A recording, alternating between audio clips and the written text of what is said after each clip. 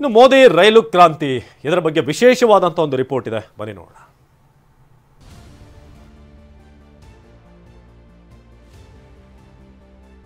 ये जम्मू कश्मीर के नए सामर्थ्य की पहचान है।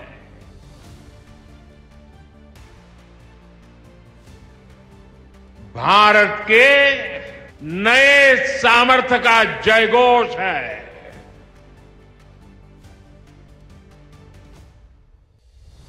ये दोनों ब्रिज सिर्फ ईंट, सीमेंट, स्टील और लोहे के ढांचे नहीं हैं। ये पीर पंजाल की दुर्गम पहाड़ियों पर खड़ी भारत की शक्ति का जीवंत प्रतीक है।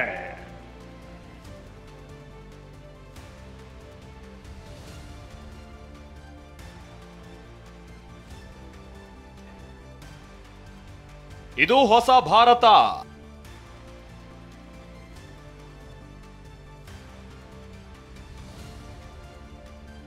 ಇದು ಹೊಸ ಭಾರತದ ಹೊಸ ವೇಗ.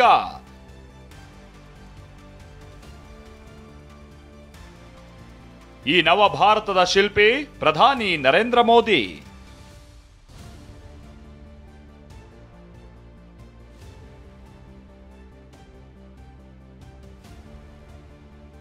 ಸ್ವಾತಂತ್ರ್ಯದ ನಂತರ ಇದೇ ಮೊದಲ ಬಾರಿಗೆ ಭಾರತದಲ್ಲಿ ಇಂತಹ ಅಭೂತಪೂರ್ವ ನಿರ್ಮಾಣ ಕಾರ್ಯಗಳು ನಡೀತಾ ಇದೆ. ಪ್ರಧಾನಿ ಮೋದಿ ಅಧಿಕಾರಕ್ಕೆ ಬಂದು 11 ವರ್ಷಗಳು ತುಂಬಿದೆ. ಈ ಅವಧಿಯಲ್ಲಿ ಪ್ರಧಾನಿ ಮೋದಿ ಬಹುದೊಡ್ಡ ರೈಲ್ವೆ ಕ್ರಾಂತಿಯನ್ನೇ ಮಾಡಿದ್ದಾರೆ.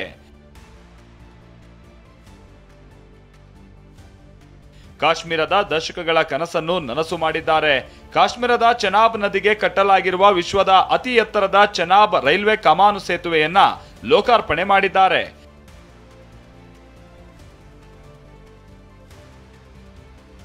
ಕೈಯಲ್ಲಿ ರಾಷ್ಟ್ರಧ್ವಜ ಹಿಡಿದು ಪ್ರಧಾನಿ ನರೇಂದ್ರ ಮೋದಿ ಚೆನಾಬ್ ಸೇತುವೆ ಮೇಲೆ ನಡೆದಿದ್ದಾರೆ.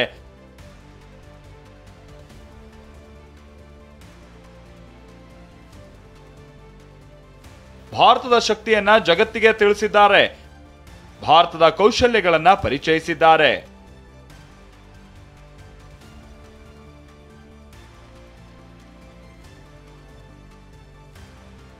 ಈ 11 ವರ್ಷಗಳಲ್ಲಿ ಜಗತ್ತೇ ತಿರುಗಿ ನೋಡುವಂತಹ ಯೋಜನೆಗಳನ್ನ ಮೋದಿ ಭಾರತಕ್ಕೆ ನೀಡಿದ್ದಾರೆ. ಜಮ್ಮು ಕಾಶ್ಮೀರದ ಚೆನಾಬ್ ರೈಲ್ವೆ ಸೇತುವೆ ಉದ್ಘಾಟಿಸುವ ಮೂಲಕ ವಿಶ್ವವೇ ಭಾರತದತ್ತ ತಿರುಗಿ ನೋಡುವಂತೆ ಮಾಡಿದ್ದಾರೆ. आज जम्मू कश्मीर के लाखों लोगों का सपना पूरा हुआ है। ये प्रोजेक्ट पूरा करना मुश्किल था, चुनौतीपूर्ण था, लेकिन हमारी सरकार ने चुनौती को ही चुनौती देने का रास्ता चुना है। 1486 ಕೋಟಿ ರೂಪಾಯಿ ವೆಚ್ಚದಲ್ಲಿ 16 ವರ್ಷಗಳಲ್ಲಿ ನಿರ್ಮಿಸಲಾದ ಈ ಸೇತುವೆ ಎಂಜಿನಿಯರಿಂಗಿಗೆ ಅತ್ಯುತ್ತಮ ಉದಾಹರಣೆ ಮಾತ್ರವಲ್ಲ, ಭಾರತೀಯ ರೈಲ್ವೆಗೆ ಇಲ್ಲಿವರೆಗಿನ ಅತ್ಯಂತ ಸವಾಲಿನ ಯೋಜನೆಯಾಗಿತ್ತು.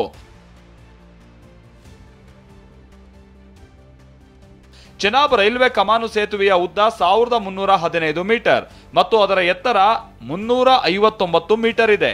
ನಿಮಗೆ ಅಚ್ಚರಿ ಆಗಬಹುದು, ಪ್ಯಾರಿಸ್ನ ಐಫೆಲ್ ಟವರ್ ಕೂಡ ಚೆನಾಬ್ ಸೇತುವೆ ಮುಂದೆ ಚಿಕ್ಕದು. ಯಾಕೆಂದ್ರೆ ಐಫೆಲ್ ಟವರ್ನ ಎತ್ತರ 330 ಮೀಟರ್. ಚೆನಾಬ್ನ ಈ ಕಮಾನು ಸೇತುವೆ 359 ಮೀಟರ್ ಇದೆ. ಅಂದ್ರೆ ಚೆನಾಬ್ ಸೇತುವೆ 29 ಮೀಟರ್ಗಳಷ್ಟು ಎತ್ತರವಾಗಿದೆ. चिनाब ब्रिज दुनिया का सबसे ऊंचा रेलवे आर्च ब्रिज है। ये ब्रिज एफिल टावर से भी बहुत ऊंचा है। अब लोग चिनाब ब्रिज के जरिए कश्मीर देखने तो जाएंगे ही, ये ब्रिज भी अपने आप में एक आकर्षक टूरिस्ट डेस्टिनेशन बनेगा। ಜಮ್ಮು ಮತ್ತು ಕಾಶ್ಮೀರದ ಸುಂದರ ಕಣಿವೆಗಳಲ್ಲಿ ಈ ಜಗತ್ತಿನ ಅದ್ಭುತ ಸಿದ್ಧವಾಗಿ ನಿಂತಿದೆ. ಇದು ಭಾರತದ ಹಿರಿಮೆಯನ್ನ ಮತ್ತಷ್ಟು ಹೆಚ್ಚಿಸುತ್ತಿದೆ. ಈ ಸೇತುವೆ ಜಮ್ಮು ಕಾಶ್ಮೀರದ ರಿಯಾಸಿ ಜಿಲ್ಲೆಯಲ್ಲಿದೆ. ಈ ಸೇತುವೆಯ ಶಕ್ತಿಯ ಬಗ್ಗೆ ಮಾತನಾಡೋದಾದ್ರೆ ಇದು 120 ವರ್ಷಗಳ ಕಾಲ ಗಟ್ಟುಮುಟ್ಟಾಗಿ ನಿಲ್ಲುತ್ತೆ ಅಂತ ಹೇಳಲಾಗ್ತಾ ಇದೆ. ಚೆನಾಬ್ ನದಿಯ ಮೇಲೆ ನಿರ್ಮಿಸಲಾದ ಅರ್ಧ ಚಂದ್ರಾಕೃತಿಯ ಸೇತುವೆಯ ಬಗ್ಗೆ ಭಾರತ ಹೆಮ್ಮೆ ಪಡುತ್ತದೆ. ಈ ಉಕ್ಕಿನ ಸೇತುವೆಯನ್ನ ಹೇಗೆ ಕಟ್ಟಲಾಯಿತು ಅನ್ನೋದು ಕೂಡ ಬಹಳ ಇಂಟ್ರೆಸ್ಟಿಂಗ್ ಆಗಿದೆ. ಈ ಚೆನಾಬ್ ಸೇತುವೆಯನ್ನ ನಿರ್ಮಿಸೋದಕ್ಕೆ 28,660 ಮೆಟ್ರಿಕ್ ಟನ್ ಉಕ್ಕನ್ನ ಬಳಸಲಾಗಿದೆ. ಈ ಸೇತುವೆಯ ಕಮಾನಿನ ತೂಕವೇ 10,619 ಮೆಟ್ರಿಕ್ ಟನ್. ಇದರಲ್ಲಿ ಸುಮಾರು 2 ಲಕ್ಷ ನೆಟ್ ಬೋಲ್ಟ್ ಗಳನ್ನ ಅಳವಡಿಸಲಾಗಿದೆ. ಆದರೆ ಈ ಸೇತುವೆಯನ್ನ 17 ಕಂಬಗಳ ಮೇಲೆ ನಿರ್ಮಿಸಲಾಗಿದೆ. ಈ ಸೇತುವೆಯನ್ನ ನಿರ್ಮಿಸೋದಕ್ಕೆ ಸುಮಾರು 1,486 ಕೋಟಿ ರೂಪಾಯಿಯಷ್ಟು ಖರ್ಚು ಮಾಡಲಾಗಿದೆ. ಜಮ್ಮು, ಕತ್ರಾ ಮತ್ತು ಶ್ರೀನಗರ ನಡುವೆ ಚಲಿಸುವ ರೈಲು ಹಳಿಯನ್ನ ನಿರ್ಮಿಸೋದಕ್ಕೆ ವಿಶೇಷ ತಂತ್ರಜ್ಞಾನವನ್ನ ಬಳಸಲಾಗಿದೆ. ಯಾಕಂದ್ರೆ ಯಾವುದೇ ರೀತಿಯ ವಿಪತ್ತನ್ನ ಎದುರಿಸಬೇಕು ಅನ್ನೋ ಕಾರಣಕ್ಕೆ. ಈ ಚೆನಾಬ್ ಸೇತುವೆಯ ವಿಶೇಷತೆಯನ್ನ ನೋಡಿದ್ರೆ ಇದು ಜಗತ್ತಿನ ಅತ್ಯಂತ ವಿಭಿನ್ನ ಮತ್ತು ಸರಿಸಾಟಿ ಇಲ್ಲದ ಸೇತುವೆ ಅಂತ ಅನ್ನಿಸುತ್ತೆ. ಈ ಸೇತುವೆಯನ್ನ ಯಾವ ರೀತಿ ವಿನ್ಯಾಸಗೊಳಿಸಲಾಗಿದೆ ಅಂದ್ರೆ ಅದು ಯಾವುದೇ ಭಯೋತ್ಪಾದಕ ದಾಳಿಯನ್ನ ತಡೆದುಕೊಳ್ಳುವ ಸಾಮರ್ಥ್ಯ ಹೊಂದಿದೆ. ಇದು ಯಾವುದೇ ರೀತಿಯ ಬಾಂಬ್ ಸ್ಫೋಟವನ್ನು ತಡೆದುಕೊಳ್ಳಬಲ್ಲದು. ಗಂಟೆಗೆ 266 ಕಿಲೋಮೀಟರ್ ವೇಗದಲ್ಲಿ ಬೀಸುವ ಗಾಳಿ ಕೂಡ ಅದರ ಮೇಲೆ ಯಾವುದೇ ಪರಿಣಾಮ ಬೀರೋದಿಲ್ಲ. ಇಷ್ಟೇ ಅಲ್ಲ, 8ರ ರಿಕ್ಟರ್ ಮಾಪಕದ ಭೂಕಂಪನದಲ್ಲೂ ಅದು ಹಾಗೆ ಉಳಿಯುತ್ತದೆ. ಆದರೆ ರೈಲುಗಳು ಇದರ ಮೇಲೆ ಗಂಟೆಗೆ 100 ಕಿಲೋಮೀಟರ್ ವೇಗದಲ್ಲಿ ಸಾಗಬಲ್ಲವು. ಇದಲ್ಲದೆ -10 ಡಿಗ್ರಿಯಿಂದ 40 ಡಿಗ್ರಿ ವರೆಗಿನ ತಾಪಮಾನವೂ ಕೂಡ ಅದರ ಮೇಲೆ ಯಾವುದೇ ಪರಿಣಾಮ ಬೀರೋದಿಲ್ಲ. ಶ್ರೀನಗರ, ಉಧಂಪುರ, ಬಾರಾಮುಲ್ಲಾ ರೈಲು ಸೇತುವೆ ಸಂಪರ್ಕ ಯೋಜನೆಯ ಅಡಿ ನಿರ್ಮಿಸಲಾದ ಚೆನಾಬ್ ರೈಲು ಸೇತುವೆ ಉದ್ಘಾಟನೆ ನಂತರ ಪ್ರಧಾನಿ ಮೋದಿ ಅದೇ ಹಳಿಯಲ್ಲಿ ನಿರ್ಮಿಸಲಾದ ಅಂಜಿ ಸೇತುವೆಯನ್ನು ಉದ್ಘಾಟಿಸಿದ್ರು. ಇದು ಕೇಬಲ್ ಸ್ಟೇ ತಂತ್ರಜ್ಞಾನದ ಮೇಲೆ ನಿರ್ಮಿಸಲಾದ ದೇಶದ ಮೊದಲ ರೈಲ್ವೆ ಸೇತುವೆ ಆಗಿದೆ. ಈ ಐತಿಹಾಸಿಕ ಸೇತುವೆ ಕಾಶ್ಮೀರ ಕಣಿವೆಯನ್ನ ಭಾರತದ ಉಳಿದ ಭಾಗಗಳೊಂದಿಗೆ ಸಂಪರ್ಕಿಸೋದಲ್ಲದೆ ಈ ಪ್ರದೇಶದಲ್ಲಿ ವ್ಯಾಪಾರ, ಪ್ರವಾಸೋದ್ಯಮ ಮತ್ತು ಕೈಗಾರಿಕಾ ಅಭಿವೃದ್ಧಿಗೆ ಹೊಸ ವೇಗ ನೀಡುತ್ತೆ. हमारा अंजी ब्रिज भी इंजीनियरिंग का बेहतरीन नमूना है. ये भारत का पहला केबल सपोर्टेड रेलवे ब्रिज है. ये दोनों ब्रिज सिर्फ ईंट, सीमेंट, स्टील और लोहे के ढांचे नहीं है. ये पीर पंजाल की दुर्गम पहाड़ियों पर खड़ी भारत की शक्ति का जीवंत प्रतीक है.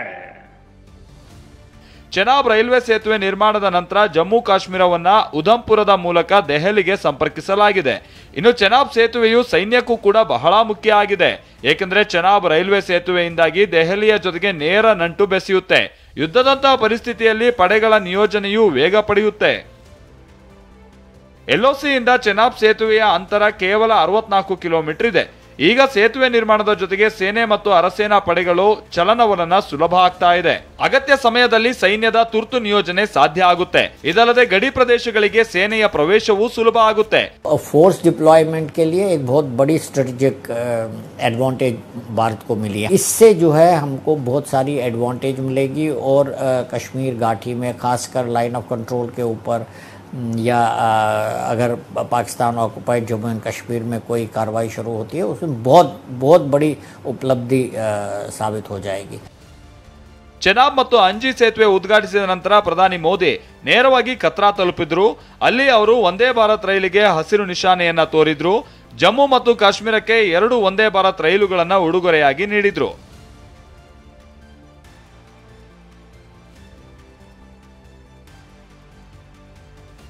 ಇದು ಮೋದಿ ಸರ್ಕಾರದ ದೂರದೃಷ್ಟಿಯ ಆಲೋಚನೆಯ ಪ್ರತಿಫಲ.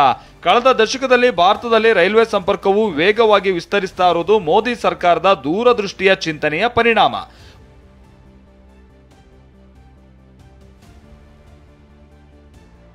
ಮೋದಿ ಸರ್ಕಾರದ ಅವಧಿಯಲ್ಲಿ ಭಾರತೀಯ ರೈಲ್ವೆಯ ಸ್ಥಿತಿ ಮತ್ತು ದಿಕ್ಕು ಸಂಪೂರ್ಣವಾಗಿ ಬದಲಾಗಿದೆ. ಕಳೆದ 11 ವರ್ಷದಲ್ಲಿ ದೇಶವು ನಿರಂತರವಾಗಿ ಅಭಿವೃದ್ಧಿಯ ಹೊಸ ಆಯಾಮಗಳನ್ನು ಸೃಷ್ಟಿಸ್ತಾ ಇದೆ.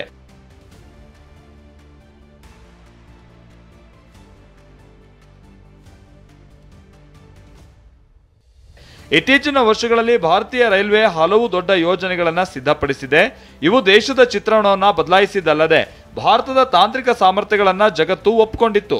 ವಿಶ್ವದ ಅತಿ ಎತ್ತರದ ಚೆನಾಬ್ ರೈಲ್ವೆ ಸೇತುವೆ ಕೂಡ ಇದಕ್ಕೆ ಜೀವಂತ ಉದಾಹರಣೆಯಾಗಿದೆ.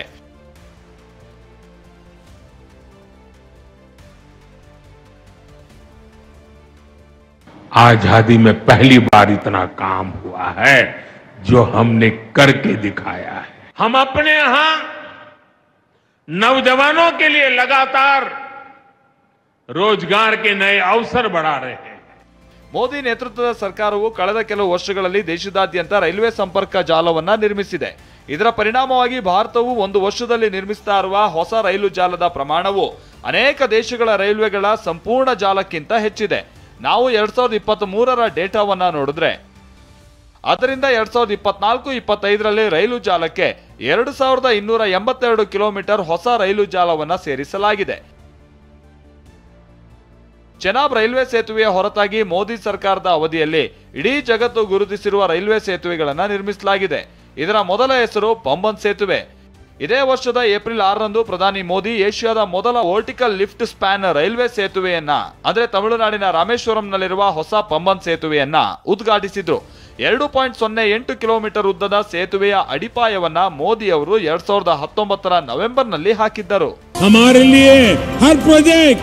भारत के नवनिर्माण का माध्यम जैसे एक एक ईंट से बुलंद इमारत बनती है, वैसे ही ऐसे हर प्रोजेक्ट से भव्य भारत की इमारत बन रही है. ಪಂಬನ್ ಸೇತುವೆಯನ್ನ 535 ಕೋಟಿ ರೂಪಾಯಿ ವೆಚ್ಚದಲ್ಲಿ ನಿರ್ಮಿಸಲಾಗಿದೆ. ಇದರ ಎತ್ತರದ ಭಾಗವು 72.5 ಮೀಟರ್ ಉದ್ದ ಇದೆ. ಈ ಸೇತುವೆ 17 ಮೀಟರ್ಗಳವರೆಗೆ ಎತ್ತರವಾಗಬಹುದು.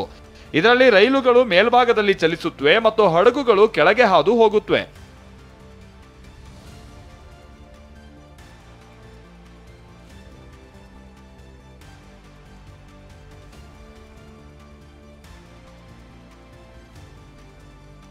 Bureau report, TV9.